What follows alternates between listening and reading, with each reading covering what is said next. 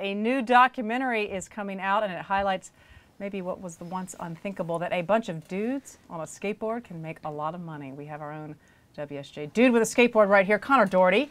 He reports on the economy, but he also skateboards to work, particularly when there's no public transportation in New York City. It seemed like the smartest way to get to work today. So. It was. And you are just the guy to tell us about this film. It's called The Bones Brigade, an autobiography. Give us the quick narrative arc. Okay, so here's the way I think about it. There's like the skateboarder sort of dragging his knuckles, evolves from a surfer into a skateboarder, and then there's sort of like the massive X Games kind of skateboarding industry we have today. And this documentary I like to think of as sort of like the puzzle piece that kind of connects those things. It's sort of like one of the first moments when skateboarding became very mainstream, when the people became celebrities. It's basically, Tony Hawk was kind of the main face of the Bones Brigade.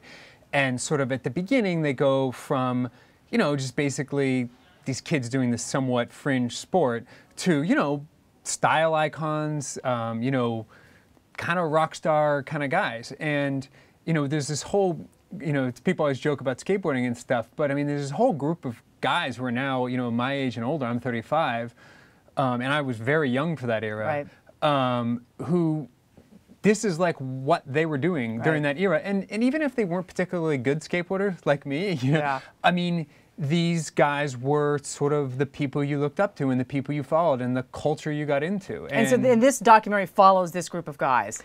Well, no, it's just kind of like a retrospective. It's them. Don't get me wrong. There's lots of great archival footage, and obviously everything was filmed because they're always skateboarding. But you know, it's sort of them reflecting on it and that sort of thing. And I mean, it's actually kind of it's weird. It's almost be like watching a documentary about, you know, golf and the Bobby Jones era or something. It's like what the sport even was when they came to it and what it was when they left. They were just like not even like the same thing. You know, like just how far they took it, and it was just nothing had been invented yet, so they just invented the whole thing. Do you think that this film will help in terms of sort of legitimizing skateboarding for people who are in their 30s and 40s? I mean, I have friends in their 40s, guys, who still skateboard to work, not because the subway system's down, but because they like to skateboard to work, and they sometimes feel like, are people like looking at me like you're too old to do this?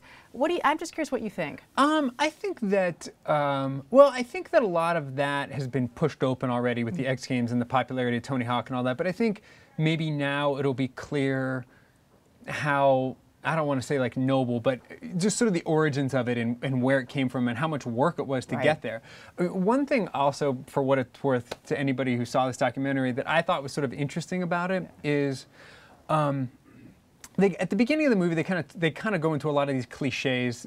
You know, I can say that because, you know, you're a cliche? because I'm part of the group, so I can bash them. You know, about, oh, you know, I didn't like coaches, and oh, I hated everyone at high school, and all that. You know, and it becomes clear at the end of it that like it was actually a pretty traditional arrangement. This guy Stacy Peralta was like constantly on them in the manner of a coach. He was making sure they get in trouble. He was encouraging them, sometimes getting down on them, and it was like it was much more similar to like a real sport, the way they went about it, than like maybe it sometimes is portrayed. Interesting. Wait, when's it due out again? So it comes out today, or sorry, tomorrow, Friday, and then it will be on iTunes right at that moment. So anyone who wants to, and I've seen it, it's pretty good. Conor Dougherty, thank you. We got to push you out of here because we got to get your wife on next. Oh, okay, there we go. Bye-bye.